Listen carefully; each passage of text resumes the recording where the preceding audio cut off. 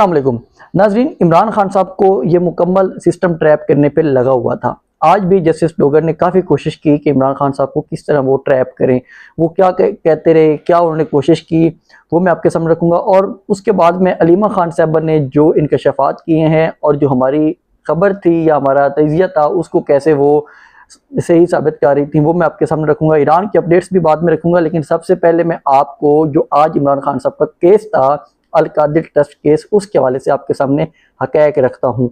इमरान खान साहब का केस है अल कादिर ट्रस्ट केस। ये तकरीबन 1 साल हो गया है जस्टिस डोगर की अदालत में पड़ा हुआ है। वो यहाँ पे इस तरह ट्रैप करने की कोशिश कर रहे हैं कि वो बार बार इमरान खान साहब के वकील को सलमान सफ्दर को आज कह रहे थे कि आप मरकजी अपील पे दलाइल दें। सलमान सफ्दर साहब कहते हैं कि मेरे क्लाइंट की मुझे ये हिदायत है कि मैं मरकजी अपील पे दलाइल नहीं दूंगा, मैं सिर्फ जमानत और सजा मुतली पे ही दलाइल दूंगा।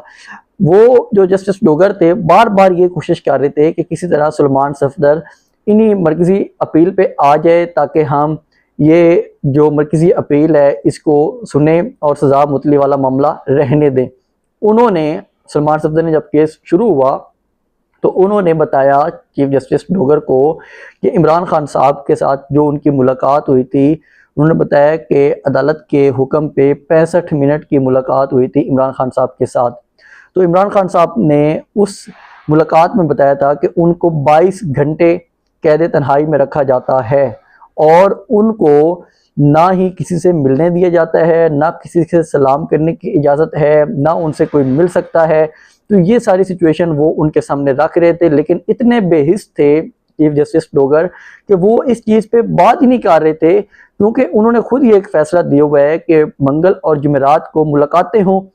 उनमें इतनी जुर्रत नहीं हुई कि मैं यहाँ पे इनसे ही कहूँ कि क्यों नहीं जो अडियाला जेल के सुपरिटेंडेंट है आपकी मुलाकात क्यों नहीं करवाता या वकुलात की मुलाकात क्यों नहीं करवाता। तो उनमें इतनी भी अखलाक की जुर्रत नहीं हुई कि मैं अपने जो केस है मेरा जिसके मैंने फैसला दिया हुआ है उसको मैं दोबारा सुन लूँ या दोबारा कहूँ कि मेरे अहकामात पे अमल दरामद क्यों नहीं हो रहा। और वो इनको मशवरा दे रहे हैं सलमान सफ्दर साहब को बैठ के कि आप मरकजी अपील पे आ जाएं। ये कोई कॉमन सेंस वाली बात है कि ये भला इमरान खान साहब के हक में हो सकते हैं जो उनकी मुलाकातें नहीं करवाते। फिर यहाँ पे सलमान सफ्दर साहब दोबारा इनको कहते हैं कि इमरान खान साहब की आंख काफ़ी ज़्यादा ख़राब हो चुकी है। और उन्होंने बताया सलमान सफ्दर साहब ने कि इससे पहले भी जो बुशरा बीबी है उसका केस भी यही है, उन्होंने एक केस लगाया हुआ है कि उनकी भी यही आंख खराब हो रही है। उन्होंने कहा कि आया ये चेक किया जाए कि कौन सा वायरस है जो दोनों की आंखें ही खराब कर रहा है और एक ही साइड की आंखें खराब कर रहा है, ये कैसा वायरस है कि उनकी आंखें खराब किए जा रहा है। तो यहाँ पे भी जस्टिस डोगर की इतनी हिम्मत नहीं हुई कि मैं ये कहूँ कि ठीक है वो एक लेडीज़ हैं, हम उनकी सजा मुतली की दरख्वास्त सुन लेते हैं या इस केस को आगे चला लेते हैं। उन्होंने वही अपनी बेहिसी दिखाई और इस केस को बार बार मरकजी अपील पे लेके आते रहे। मरकजी अपील के बारे में हमने पहले भी आपको बताया था कि इनकी कोशिश यही है कि किसी न किसी तरह ये सजा मुतली से निकले और मरकजी अपील पे आ जाए। मरकजी अपील में ये होगा कि यहाँ से ये इनको सजा देंगे और बरकरार रखेंगे और फिर ये सजा चैलेंज होगी जो आईनी अदालत है जस्टिस अमीनुद्दीन खान की, उस अदालत में ये सजा चैलेंज होनी। और वहाँ पे कौन से जजेस बैठे हैं, जस्टिस आमिर फरूक बैठा हुआ है, जस्टिस अमीनुद्दीन खान है चीफ जस्टिस में बना हुआ है, उसके अलावा जो केपी का वजीर आला रहा था वो भी जस्टिस आके यहाँ पे बैठे हुए हैं। मतलब कि उन्होंने अपने चुन चुन के हीरे बिठाए हुए हैं इस पूरे एग्जीक्यूटिव ने। तो वहाँ पे इन्हें ये केस जाके चैलेंज करना पड़ेगा और इमरान खान साहब ने रिहा तो होना नहीं है, क्योंकि एक केस हटेंगे फिर दूसरे पे शुरू हो जाएंगे। तो इसलिए वो कहते हैं कि इनकी सजा मुतली ही की जाए। सजा मुतल होगी तो उसके अलावा जो फर्दर केसेस हैं वो अपनी आराम से लगता रहेगा, जमानत हो जाएगी तो बाकी केसेस बाद में चलते रहेंगे। लेकिन वो चाहते थे कि मरकजी अपील पे आए बहुत, क्योंकि इतने ज़्यादा सफ़ात है मरकजी अपील में, वो सुनेंगे उसके बाद फिर ये फैसले होंगे, ये केस और आगे बढ़ता चला जाएगा। और जो दूसरी वजह है मरकजी अपील पे सुनने की, उसमें यह है कि बार बार जो कह रहे हैं जस्टिस डोगर कि देखें हम एक हफ्ते में 2-3 दिन केसेस रख लेंगे या इसी पूरे हफ्ते में एक ही केस सुन लिया करेंगे और हम आपका ये वाला केस मरकजी अपील वाला केस निपटा देंगे। तो जस्टिस डोगर साहब कि अगर आप इतने ही खैर खा हैं तो आप उनकी सजा मुतली वाला केस 2-3 दिन 4 दिन लगा के सुन लें, ख़त्म कर लें। सलमान सफदर बार बार कहते हैं कि मुझे सिर्फ 1 घंटा भी दलाल देने दिए जाए सजा मुतली पे तो मैं ये केस 1 घंटे के अंदर खत्म कर सकता हूँ, लेकिन उन्होंने सुनना नहीं है। वो नैब जो इमरान खान के खिलाफ है, जिन्होंने केस बनाए हुए हैं, उनकी हाँ में हाँ मिलाई जा रहे हैं जस्टिस डोगर कि ठीक है कि हम मरकजी अपील पे आके केस सुनते हैं। यहाँ पे जो सलमान सफदर साहब हैं वो कहते हैं कि आप इस तरह ना करें, मैं कम से कम कोई एक तो रिलीफ लेके जाऊं। 1 साल हो गया आपको यहाँ पे चीफ जस्टिस आए हुए, लेकिन मुझे आज तक कोई रिलीफ नहीं मिला। तो उन्होंने कहा ये बहुत से लोग कहते हैं कि आपको रिलीफ मिल जाए, लेकिन हंस पड़े बाद में ये बेहिस जजेस हैं, इनको कोई परवाह नहीं है, जिनको इंसानियत की इतनी परवाह नहीं है कि वो उनका केस सुन लें। जो एक गैर सियासी औरत पड़ी है जेल में, उनका केस सुन लें। तो ये बाकी इनकी लापरवाही है। सुहेल अफरीदी के बारे में बिला वजह के अंदर आके चुटकुले छोड़ने बैठ जाते हैं कि जी वो कहते हैं कि मुझे सलाम नहीं करते तो मैं आज उनको वालेकुम सलाम कहता हूँ। तो जब वो अदालत में आए थे आपके पास, वो क्यों आए थे? कभी ये वजह पूछी है आपने कि वो क्यों आए थे अदालत में? सलाम के जवाब देने के लिए आपके पास टाइम हो गया है, लेकिन इसके लिए आपके पास कोई टाइम नहीं है कि वो आए क्यों थे आपकी अदालत में। ये है आपके पास जुर्रत कि आप पूछें कि हाँ भाई मेरी अदालत में वो क्यों आए थे? मैं ये जरा पूछना चाहता हूँ उनसे।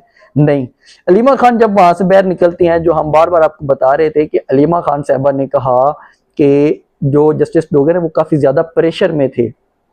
जस्टिस डोगर की, चीफ जस्टिस डोगर की जो हालत थी वो काफी ज्यादा प्रेशर में थे। वो कहीं और मिले हैं और उन्होंने बताया, अलीमा खान ने इंकशाफ किया है कि जहाँ पे ये मिले हैं, जहाँ पे ये बैठ के प्लानिंग हुई है कि इमरान खान साहब को किस तरह एक सजा देनी है और फिर फेडरल कोर्ट में आगे लेके जाना है। तो अलीमा खान साहबा कह रही थी कि हमें वहां से ही लोगों ने बताया है कि इमरान खान साहब के बारे में क्या प्लानिंग की जा रही है, कि इमरान खान साहब को किस तरह इन्होंने लंबा जेल में रखना है। तो ये वाली सिचुएशन मुकम्मल तौर पे उनके सामने थी। अलीमा खान साहबा कहती हैं कि ये जस्टिस डोगर का दिल दहल जानना चाहिए था कि जब उन्हें बताया गया कि उनकी आंख डैमेज हो चुकी है। इमरान खान साहब बार बार कहते हैं कि मेरी आंख 85% ज़ाया हो चुकी है, सिर्फ 15% बिनाई है, उनका कोई भी असर नहीं हो रहा इस हुक्मरानों को, इस सिस्टम को, कि उनके साथ ये किस तरह का जुल्म कर रहे हैं।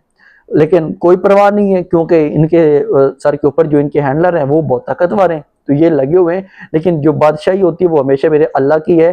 तो इन लोगों की जब बादशाही खत्म होगी तो ये भी इसी तरह भागेंगे कि हमें कहीं ना कहीं से कोई हम बच जाएं और हमारा कुछ ना कुछ सदबाब हो जाए। और दूसरा केस जो इमरान खान साहब का लगा हुआ था वो था जो इनके खालिद यूसुफ चौधरी हैं, उनकी मुलाकात ही नहीं होने दी जा रही। जस्टिस खादिम हुसैन सुमरू के सामने वो केस किया तो उसके ऊपर भी इतराज लगा हुआ था।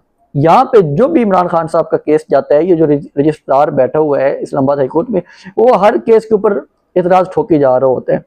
वो इतराज के साथ जस्टिस खादिम हुसैन सुमरू के पास केस जाता है। जस्टिस खादिम हुसैन सुमरू कहते हैं कि इस पे तो इतराज लगे हुए हैं। तो वहाँ पे जो वो कहते हैं कि मेरा सिर्फ ये केस सुन लें, कि पावर ऑफ अटॉर्नी के ऊपर मेरा केस सुन लें, क्योंकि उनकी मुलाकात ही नहीं होने दी जा रही। वो कहते हैं कि मैं काफ़ी दफ़ा कोशिश कर चुका हूँ मेरी इमरान खान साहब से मुलाकात हो, मैं पावर ऑफ अटॉर्नी उनसे ले लूँ, उनसे सिग्नेचर हो जाएं, लेकिन कोई मुलाकात ही नहीं होने दी जाती। तो उनका केस उन्होंने सुना और उसको एतराज़ात ख़त्म किए और रख दिया 11 मई के लिए, कि 11 मई को ये वाला केस सुना जाएगा। ये यहाँ पे सिस्टम है। इन्हीं जजेस की पिछले दिनों जस्टिस खादिम हुसैन सुमरू की जो ट्रांसफ़र होना था वो भी रुका था, कि ये पीपल्स पार्टी ने, अंसार अब्बासी खबरें दे रहे थे कि पीपल्स पार्टी ने इनका ट्रांसफ़र रुकवाया है। तो पीपल्स पार्टी में इतनी जुर्रत है सही कि वो ट्रांसफ़र रुकवाए किसी का? उनमें क्या जुर्रत है कि वो इस सिस्टम में बैठे हों और कहें कि हम ट्रांसफ़र रुकवा रहे हैं? तो ये सिर्फ एक लॉलीपॉप है या अपने आप को पागल बनाने वाली बात है पीपल्स पार्टी की के। लेकिन जस्टिस खादिम हुसैन सुमरू ने ये वाला काम किया कि 11 मई की तारीख दे दी है। ये यहाँ पे एक जो इमरान खान साहब केसेस के साथ हो रहा है कि बार बार वो मरकज़ी अपीलों पे घुसे हुए हैं। जो जस्टिस डोगर है वो कहते हैं मरकज़ी अपीलें, मरकज़ी अपीलें। तो यहाँ पे ये इनकी हालत है। दूसरी साइड पे जो हामिद खान साहब है, उन्होंने आज जो 3 जजेस का ट्रांसफ़र हुआ था, मोहसिन अख्तर कियानी का, जस्टिस अमर रिफत का और जस्टिस बाबर स्टार का, तो उनको उन्होंने चैलेंज किया है सुप्रीम कोर्ट में। 184(3) के तहत उन्होंने सुप्रीम कोर्ट में चैलेंज किया। हालांकि जो एक तरमीम हुई है 27वीं तरमीम, उसके बाद ये केस चैलेंज होना है जाके फेडरल कोर्ट में जस्टिस अमीनुद्दीन खान के सामने। लेकिन वो कहते हैं कि मैं इस आईनी तरमीम को नहीं मानता, लिहाजा मैं ये केस फाइल करूंगा चीफ जस्टिस याह्या अफरीदी की अदालत में। लेकिन चीफ जस्टिस याह्या अफरीदी वो ऑलरेडी इस सिस्टम के हिस्से हैं, वो कहेंगे जी आप गलत जगह पे आ गए, आप यहाँ से केस उठा के ले जाएं फेडरल कोर्ट में जस्टिस अमीनुद्दीन खान के सामने, तो वहां से आपको रिलीफ मिलना है तो मिलना है। हामिद खान साहब को भी ये बात देखनी चाहिए कि वो यहाँ पे सिर्फ ऑप्टिक्स तो बना सकते हैं, लेकिन यहाँ पे कुछ भी नहीं मिलने वाला।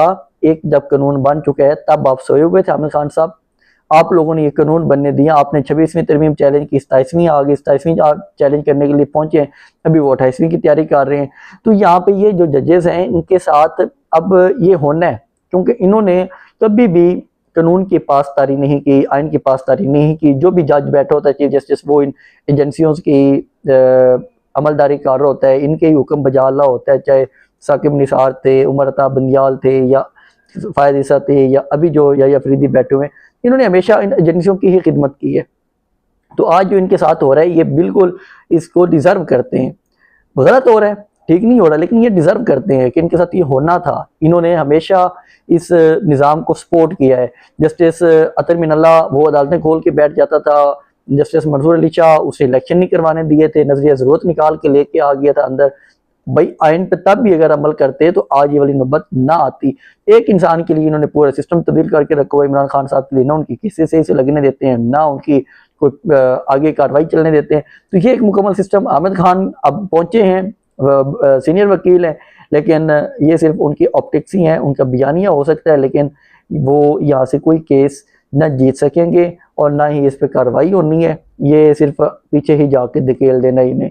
तो इस तरह ये एक सारी सिचुएशन चल रही थी। ईरान की मैं आपको अपडेट दे दूं तो ईरान के जो स्पीकर हैं, ईरान के कालिबाफ, उन्होंने कहा है कि जो अमेरिका ईरान के ऊपर पाबंदियां लगा रहे हैं, अमेरिका का ये प्लान है कि वो ये पाबंदियां लगा के हमें डरा लेगा या हमें दबा लेगा, तो ये उनकी गलत फहमी है। उन्होंने कहा है कि जो कालिबाफ है, उन्होंने कहा है कि हमारा जो ईरान के अंदर जो कुछ सियासी पार्टियां हैं उनको अमेरिका सपोर्ट कर रहा है ताकि ईरान के अंदर खाना जंगी हो, और उस खाना जंगी के नतीजे में जो अमेरिका है वो अपने मकासद हासिल करे। तो उन्होंने कहा है कि पहले भी हमने जंग जीती है, तो ये एक मुकम्मल तौर पे अवाम की जुर्रत के साथ, अवाम की मिली यकजहती के साथ ये जंग वो कहते हैं कि हमने जीती है। और साफ ज़ाहिर है कि इतनी ज़्यादा उन्होंने तंग किया अमेरिका को कि अभी दो इतलात CNN एक रिपोर्ट कर रहा था कि 50 अरब डॉलर तक जो ये जंग है वो पहुंच चुकी है, नुकसान अमेरिका खर्च कर चुका है 50 अरब डॉलर तक। सदर ट्रंप बार बार कह रहे हैं कि हम ये नाकाबंदी जब तक कोई मुआहदा नहीं होता हम ये कंटिन्यू रखेंगे और ईरान को मजबूर करेंगे कि वो हमारे साथ आए और मुआहदा करे ताकि वो इस जंग को ख़त्म करे। तो ये वाली सिचुएशन ईरान के लिए तो है ही है, क्योंकि वो अमेरिका की निस्बत एक गरीब मुल्क है। लेकिन अमेरिका की जो एक सुपर पावर वाली मिथ थी वो काफ़ी ज़्यादा डैमेज हो चुकी है, ईरान ने काफ़ी ज़्यादा डैमेज किया है। उसके बाद जो ईरान के सुप्रीम लीडर है मुज्तबा अली ख़ुमैनी, उन्होंने भी कहा है कि जो खलीज फारिस है, अमेरिका यहाँ पे जो इनके ममालिक हैं जो सपोर्ट करते हैं अमेरिका को, खलीजी ममालिक हैं, अरब ममालिक हैं, वो कहते हैं कि ये उनके लिए ख़तरा है। अमेरिका यहाँ पे उनकी सपोर्ट नहीं कर रहा, अमेरिका उनके लिए खतरा बन के बैठा हुआ है, क्योंकि अमेरिका जंग करेगा ईरान के साथ, ईरान अटैक करेगा इन्हीं के ऊपर। वो बार बार कहते हैं कि आप अपनी ज़मीनें ईरान के खिलाफ इस्तेमाल ना होने दें, जब आप हमारे खिलाफ इस्तेमाल होने देंगे तो हम अटैक करेंगे। तो उन्होंने ये कहा है कि जो अमेरिका के बगैर है हमारे पड़ोसी ममालिक का मुस्तकबिल, वो बहुत रोशन मुस्तकबिल है अमेरिका के बगैर। अमेरिका के साथ यहाँ पे मुस्तकबिल रोशन नहीं है, अमेरिका के साथ यहाँ पे मुस्तकबिल बहुत इबरतनाक और ख़तरनाक है। तो इस तरह मुज्तबा अली ख़ुमैनी आज उनका ये नया बयान सामने आया है।